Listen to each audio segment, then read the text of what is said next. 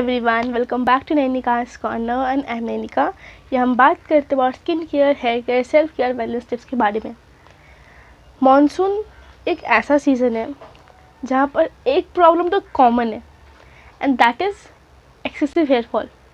Monsoon का humidity, dandruff होना, scalp oily हो जाना और फ्रिजी होना is like a common thing. बारिश में ऐसा प्रॉब्लम कॉमन है ही, लेकिन टेंशन लेने की कोई ज़रूरत नहीं है।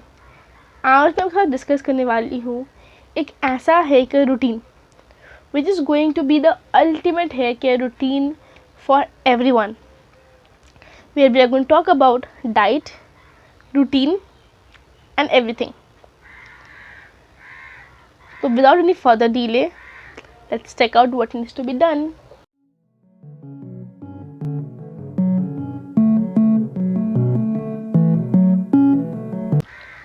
सबसे पहले ऑयलिंग, जो पहला स्टेप होता है हर एक के हेयर के रूटीन में, ऑयलिंग।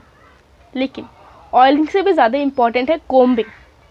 मैं यूज़ करती हूँ ऐसा कोम, वुडन कोम, मैंने पहले भी दिखाया आपको। ये बहुत ही ज़्यादा इम्पॉर्टेंट है। मैंने अभी तक अपना हेयर कोम नहीं किया है, ठीक है, मैं आपको फिर भी दिखा रही हूँ। मैंने कुछ सेक्शन लेना है आपको, पूरा बिखरा हुआ है मेरा hair. Okay, this is section of my hair, ठीक है। इसमें बहुत ज़्यादा फ्रिज है अभी, मतलब फ्रिज है कि गांठ है, लेकिन जब मैं इससे कोम करती हूँ तो ये बहुत स्मूथली निकल जाता है, ठीक है। यही डिफरेंस है between a wooden comb and a plastic comb. जब आप प्लास्टिक का कोम यूज़ करते हो, आपको जो हेयर है वो उसमें फ्रिक्शन क्रिएट होता है, जिससे आपका हेयर फॉल और ज़्यादा होता है।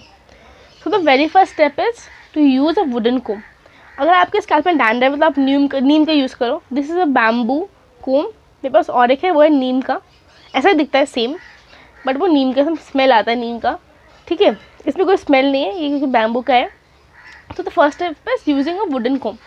आपको अभी ऑनलाइन में वुडन मसाजर भी मिलेगा, तो वुडन मसाजर भी यूज़ कर सकते हो, ठीक है। लेकिन आपको अपना scalp in the monsoon season आपको treat it like a baby, बच्चे की तरह ट्रीट करना है। लाइक बहुत सेंसिटिव हो जाता है स्कैल्प, ठीक है। सो अभी हम लोग सेकेंड स्टेप की बात की, ऑयलिंग। इन मानसून सीजन आपको लाइट ऑयल यूज़ करना ज़रूरी होता है। हैवी ऑयल यूज़ करना अवॉइड करो, जैसे कैस्टर्ड ऑयल या फिर मस्टर्ड ऑयल, जिससे कि आपका हेयर और ज़्यादा चिपचिपा हो जाता है, क्योंकि बहुत हैवी ऑयल है। स्कैल्प ऑलरेडी बहुत ऑयली हो जाता है, और अगर आप हैवी ऑयल यूज़ करते हो तो और ज़्यादा चिपचिपा हो जाता है, ठीक है। तो आप यूज़ करो लाइट ऑयल यूज़ करना, जैसे कि almond oil, jojoba oil, olive oil is great, almond oil. आप उसके बाद कोकोनट ऑयल भी यूज़ कर सकते हो अगर आपको वो सूट करे तो, ठीक है। आई होप ये क्लियर है। जब आप ऑयल से मसाज करोगे अपने स्कैल्प को, आप हल्का हल्का मसाज करो, एकदम सॉफ्टली, ठीक है। कोई ज़बरदस्ती नहीं करना है। अगर आपको जम के चंपी करना है तो आप मानसून सीजन में मत करो, समर सीजन में करो, ठीक है। विंटर सीजन में कर सकते हो अगर आपको सूट करे विंटर सीजन, तो डिपेंड कर। तो ऑयलिंग का आपको समझ में आ गया। आपको हैवी ऑयल यूज़ नहीं करना है, ऐसे कैस्टर्ड ऑयल या फिर मस्टर्ड ऑयल या फिर सेसमी ऑयल। आपको हैवी ऑयलिंग यूज़ नहीं करना है। आपको लाइट ऑयल यूज़ करना है जो कि ईजिली अब्जॉर्ब हो जाए, और आपको हल्का हल्का मसाज करना है, हैवी मसाज नहीं करना है। अगर आप ओवरनाइट ऑयलिंग के लिए कंफर्टेबल हो तभी आपको ओवरनाइट ऑयलिंग करना है, अदरवाइज 3 to 4 आवर्स ऑयलिंग करके उसको आप हेड वॉश कर लो, ठीक है। Now comes to third point, जो कि हेड वॉश। हेड वॉश के लिए आप जो शैम्पू यूज़ करते हो, जो कि क्लिनजिंग के लिए, आप उसमें माइल्ड शैम्पू और सल्फेट फ्री शैम्पू यूज़ करो। That will be the best option, ठीक है। एक्स्ट्रा वॉश मत करना हेयर को, बिकॉज हेयर बहुत ज़्यादा फ्रिजी हो जाता है, हेयर एंड से बहुत ज़्यादा फ्रिजी हो जाता है। सो वीक में 2 से 3 बार या फिर 1 से 2 बार हेड वॉश करना इज़ इनफ। ज़्यादा हेड वॉश नहीं करना है। एक्स्ट्रा हेड वॉश करोगे तो और ज़्यादा हेयर फॉल होने का चांसेस भी है। लेकिन जो टिप मैं यहाँ पर देना चाहूँगी वो है, अगर आप बाई एनी चांस आपका स्कैल्प में हेयर में आपको रेन का वाटर आया, लाइक बारिश में आप भीगे हो, तो फिर आपको उसी दिन या फिर उसके बाद वाले दिन आप ट्राई करो कि आप हेड वॉश कर लो, मतलब माइल्ड शैम्पू, क्योंकि जो पानी है बहुत ज़्यादा पोल्यूटेड हो चुका है आजकल का, जो रेन वाटर पानी है, ठीक है, उससे अगर आप हेड वॉश कर रहे हो तो आपका स्कैल्प क्लीन हो जाएगा। तो साइड हेड वॉश कर लो मतलब माइल्ड शैम्पू, इफेक्ट ना वो तो होगा ही नहीं, ठीक है। सो नेक्स्ट पॉइंट है कंडीशनिंग या फिर कंडीशनर। मैं यूज़ नहीं करती कंडीशनर, मैं बहुत कम के मैं यूज़ नहीं करती कंडीशनर। अगर आप कंडीशनर यूज़ करते थे पहले से, आप अभी भी यूज़ करो, असल में स्टॉप मत करो, वो आपका हेयर फॉल बढ़ा सकता है। अगर आपका हेयर बहुत ज़्यादा ह्यूमिड की वजह से फ्रिजी हो गया है तो आप यूज़ करो कंडीशनर। अगर आपको रिक्वायरमेंट लग रहा है कि नहीं, रिक्वायरमेंट नहीं है, तो आप मत करो। अगर आप यूज़ कर रहे हो कंडीशनर तो आपको सिर्फ अपने हेयर लेंथ में यूज़ करना है, हेयर स्कैल्प में यूज़ नहीं करना है, ठीक है। और एक चीज़, अगर आप अपना DIY कंडीशनर बना सकते हो, जो कि बहुत ईजी है बनाना, आपको क्या करना है, आप राइस वाटर लो, फर्मेंटेड राइस वाटर आप बनाना लो, आप एलोवेरा जेल लो और उसमें आमंड ऑयल ऐड करो, सबको ग्राइंड करो और उसका अप्लाई कर लो। It is the best hair mask that you can use to make your hair scalp soft, और ये आप स्कैल्प में लगा सकते हो of course, because it is all natural, ठीक है। आई होप आपको समझ में आ गया about the oiling, combing, oiling, cleaning and conditioning, ठीक है। Now we are going to talk about scalp conditioner. Scalp conditioner के लिए आप हेयर मास्क यूज़ करोगे, जैसे कि फॉर मी मैं यूज़ करती हूँ बनाना एलोवेरा जेल, और कभी कभी मैं मेथी सीड भी ऐड कर दूँ, इससे बहुत सॉफ्टनिंग का काम करता है। और मैं यूज़ करती हूँ कर्ड और हनी भी, हाँ, ये सब मिक्स करके मैं ब्लेंडर में मिक्स करके उसको मैं कुछ देर के लिए रख देती हूँ, 1 घंटा 2 घंटा के लिए। उसके बाद में उसको अप्लाई करती हूँ, then I wash it off. This is how I do my scalp conditioning, right. इतना समझ में आ गया। Now we are going to talk about scalp care. Like monsoon में डैंड्रफ और फंगल इन्फेक्शन कॉमन होता है, सो हर्बल रिंसेस यानी कि green tea rinse, cinnamon water rinse या फिर क्लोव वाटर रिंस बहुत ज़रूरी हो जाता है। सो स्कैल्प केयर के लिए hair rinse why is important, because जब आप हेयर रिंस क्या होता है पहले बहुत समझ लेते हैं। हेयर रिंस कब यूज़ करते हैं, जब आप शैम्पू कर लिए हो, आपका हेयर का आपका ऐसे, लाइक मैं आपको दिखाता हूँ, ऐसे करके आपको पूरा निचोड़ लेना है, ठीक है। निचोड़ लेने के बाद आपको अपना हेयर को लास्ट जो रिंस होगा, लास्ट जो पानी होगा वो होगा आपका हेयर रिंस, जो कि होगा आपका हर्बल हेयर वाटर। आप नीम वाटर भी यूज़ कर सकते हो, neem water, curry leaf water, clove water, लौंग का पानी, लौंग इज़ क्लोव राइट, या फिर ब्लैक पेपर वाटर। आप उसको क्या करना है, आपको कोई भी इंग्रेडिएंट आप ले सकते हो, इनमें से कोई भी लिस्ट है यहाँ पे, कोई भी इंग्रेडिएंट लो, उसको आप पानी में बॉईल करो, उसके बाद आप उसको ठंडा होने के लिए रख दो। ठंडा होने के बाद आप उसको as a hair rinse use कर सकते हो। रिमेंबर, बस शैम्पू के बाद में जो लास्ट रिंस होगा वो आपका ये हर्बल रिंस होगा, ठीक है, क्लियर। नाउ सबसे इम्पोर्टेंट है ड्राइंग।